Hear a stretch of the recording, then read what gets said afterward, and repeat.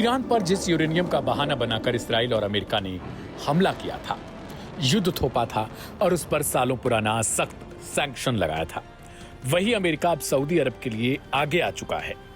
अमेरिकी राष्ट्रपति Donald Trump ने सऊदी अरब के साथ हुए एक बेहद संवेदनशील और बड़े नागरिक परमाणु समझौते को औपचारिक समीक्षा के लिए अमेरिकी संसद यानी कांग्रेस के पास भेज दिया है। द वॉल स्ट्रीट जर्नल की रिपोर्ट बताती है यह असैन्य परमाणु समझौते पूरे 30 सालों के लिए रहेंगे, जिस पर अमेरिका के ऊर्जा मंत्री क्रिस राइट और सऊदी के ऊर्जा मंत्री प्रिंस अब्दुल अजीज बिन सलमान ने दस्तखत किए हैं। लेकिन ट्रंप ने इसके साथ एक बहुत बड़ी कूटनीतिक शर्त भी जोड़ दी है। यह न्यूक्लियर डील तभी लागू होगी जब सऊदी अरब इसराइल के साथ अपने रिश्तों को औपचारिक रूप से सामान्य करेगा। अमेरिकी कांग्रेस में इस समझौते को लेकर आने वाले कई महीनों तक तीखी बहस छिड़ने वाली है। एक तरफ अमेरिकी परमाणु उद्योग को अरबों डॉलर का बूस्ट देने का तर्क बताया गया, तो दूसरी तरफ मिडिल ईस्ट में खतरनाक परमाणु हथियारों की रेस शुरू होने का भी डर है। इस 30 साल के समझौते से अमेरिकी कंपनियों को सऊदी अरब के पूरे न्यूक्लियर इंफ्रास्ट्रक्चर को विकसित करने का ठेका मिलेगा। लेकिन सबसे बड़ा विवाद यूरेनियम एनरिचमेंट यानी यूरेनियम को शुद्ध करने के अधिकार को लेकर है। हालांकि राष्ट्रपति ट्रंप ने 23 जुलाई को दावा किया था कि यह सहयोग सिर्फ गैर सैन्य यानी शांतिपूर्ण कामों तक सीमित रहेगा और सऊदी को अपने स्तर पर हथियार ग्रेड यूरेनियम बनाने की इजाजत नहीं होगी। लेकिन आलोचकों का कहना है कि एक बार सिविल न्यूक्लियर टेक्नोलॉजी हाथ में आने के बाद यूरेनियम संवर्धन का रास्ता हमेशा के लिए ही खुल जाता है। एक्सपर्ट्स कहते हैं कि डोनाल्ड ट्रंप का तो पूरा जोर सऊदी अरब को अब्राहम अकॉर्ड्स में शामिल करने पर है, वही ऐतिहासिक समझौता जो साल 2020 में अमेरिका ने करवाया था और जिसके तहत यूएई, बहरीन, मोरक्को और सूडान ने इसराइल से कूटनीतिक संबंध बना लिए थे। सऊदी अरब अब पुरानी और सख्त शर्त पर अड़ चुका है। रियाद ने साफ कर दिया है कि वह इसराइल को औपचारिक रूप से मान्यता तभी देने वाला है जब एक स्वतंत्र फिलिस्तीनी देश बनाने की दिशा में स्पष्ट तौर पर पारदर्शी और न पलटने वाला रास्ता तय किया जाए। अमेरिका की तमाम कोशिशों के बावजूद सऊदी अरब ने फिलिस्तीन के मुद्दे पर अपना रुख 1 इंच भी पीछे नहीं हटाया। लेकिन एक्सपर्ट्स का कहना है कि सऊदी को किसी न किसी तरीके से अमेरिका की बात को मानना पड़ेगा, क्योंकि ट्रंप ने एक ऐसी लालच दे दी है जिसे सऊदी कभी खोना नहीं चाहेगा।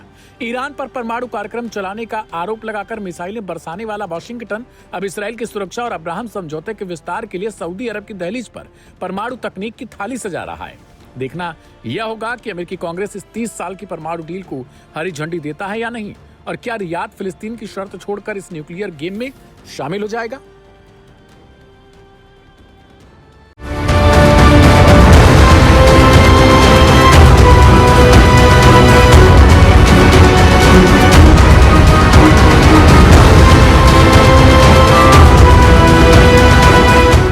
अमेरिका के 2 बेहतर दोस्तों में शुमार तुर्की, इसराइल इन दिनों जंग के मुहाने पर खड़े हैं।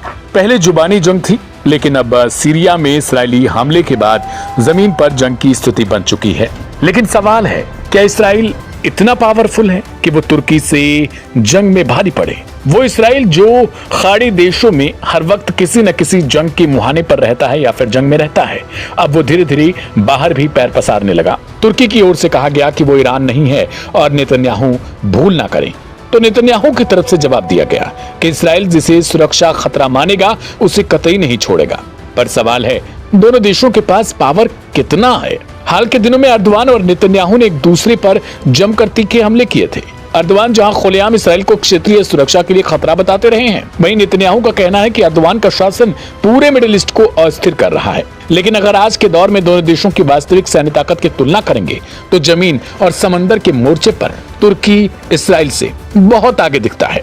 ग्लोबल फायर पावर इंडेक्स के मुताबिक तुर्की दुनिया की 9वीं सबसे बड़ी सैन्य शक्ति है, जबकि इसराइल 15वें नंबर पर आता है। तुर्की के पास 3.5 लाख से ज्यादा एक्टिव सैनिक हैं, 2200 से ज्यादा टैंक और समंदर में 180 से ज्यादा युद्धपोत हैं, जो इसराइल के मुकाबले 2 गुने या फिर 3 गुने हैं। तुर्की की असली ताकत का गेम चेंजर है उसका खुद का 5वीं पीढ़ी का स्वदेशी फाइटर जेट कान। तुर्की ने इस विमान का निर्माण तो कर लिया, लेकिन इसके बड़े पैमाने पर उत्पादन के लिए उसे अमेरिका से अत्याधुनिक इंजनों और कुछ खास तकनीकों की जरूरत है। हाल ही में ट्रंप के अंकारा दौरे के दौरान चर्चा इसकी थी कि ट्रंप ने तुर्की को इंजन देने के लिए हामी भरी है। जो वैश्विक मीडिया की सबसे बड़ी रिपोर्ट बनी थी। ऐसे में अगर अमेरिका से तुर्की को वो जरूरी इंजन और तकनीकी मिल जाती है तो तुर्की अपने कान लड़ाकू विमानों की फौज खड़ी कर देगा, और अगर इसके साथ उसे अमेरिका से F-35 भी मिल जाए तो तुर्की की वायुसेना इसराइल के बराबर या फिर उससे कहीं आगे ज्यादा निकल जाएगी। जब तुर्की के पास F-35 और खुद का कान फाइटर जेट दोनों होंगे तो इसराइल का दशकों पुराना हवाई वर्चस्व भी एक झटके में खत्म हो जाएगा। यही वो डर है जिससे इसराइल इस वक्त सबसे ज्यादा घबराया है। लेकिन इसराइल के पास जो एक सबसे बड़ा फैक्टर है वो यह है कि उसकी आसमानी ताकत।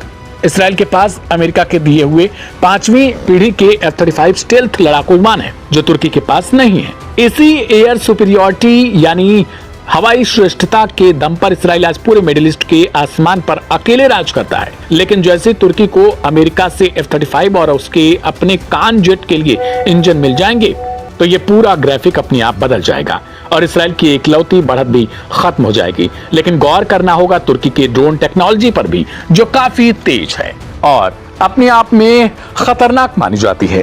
ऐसे में सीरिया में इसराइल के हमले के बाद अब पूरी दुनिया दोनों देशों के मिलिट्री कंपैरिजन को इत्मीनान से देख रही है।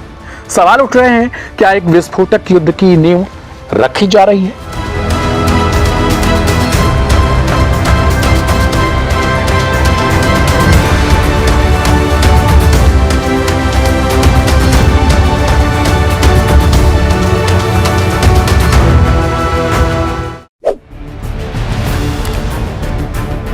तुर्की इसराइल में जंग जैसी स्थिति की कयासबाजी शुरू हो गई है।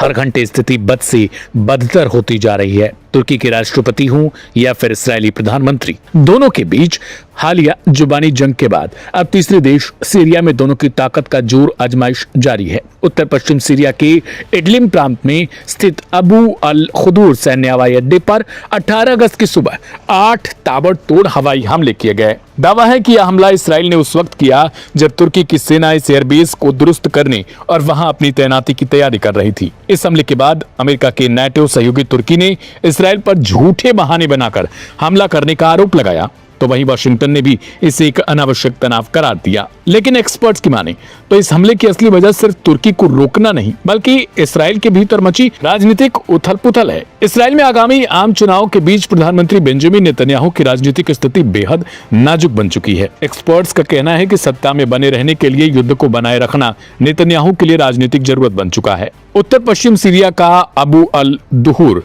सैन्य हवाई अड्डा साल 2013 में विद्रोहियों के कब्जे के बाद से लगभग निष्क्रिय पड़ा था। 2024 में असद शासन के पतन के बाद जब नई सीरियाई सरकार देश के सैन्य ढांचे को दोबारा खड़ा कर रही थी, तब तुर्की ने इस एयरबेस के रनवे और डिपो के पुनर्निर्माण में मदद शुरू की।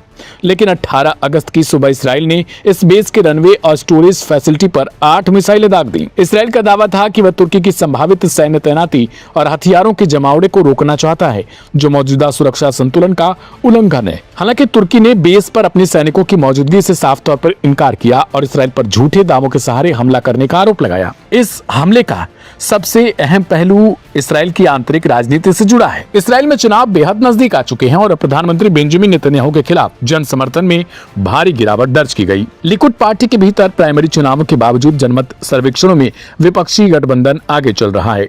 अंतर्राष्ट्रीय और इसराइली विशेषज्ञों की माने तो घरेलू मोर्चे पर घिरे नेतन्याहू के लिए सत्ता में टिके रहने का सबसे आसान रास्ता सुरक्षा संकट को बनाए रखना है। एक्सपर्ट्स का कहना है कि जब तक देश युद्ध या फिर गंभीर सुरक्षा खतरे की स्थिति में रहता है, तब तक राजनीतिक बदलाव कठिन होता है। यही वजह है कि चुनाव से ठीक पहले सीरिया में तुर्की जैसी शक्तिशाली पड़ोसी देश से सीधे टकराव का जोखिम उठाकर नेतन्याहू ने एक बड़ा राजनीतिक जुआ खेला। हालांकि नेतन्याहू का यह दाव उनके लिए और इसराइल के कूटनीतिक संबंधों के भारी पड़ता दिख रहा है। तुर्की के विदेश मंत्रालय ने कड़े शब्दों में बयान जारी करते हुए कहा, हम इसराइल द्वारा किए गए हवाई हमलों की कड़े शब्दों में निंदा करते हैं और अंतर्राष्ट्रीय समुदाय से इसराइली आक्रामकता को रोकने की अपील करते हैं। दूसरी ओर इसराइल के सबसे बड़े सहयोगी अमेरिका ने भी इस सैन्य कार्रवाई से दूरी बना ली।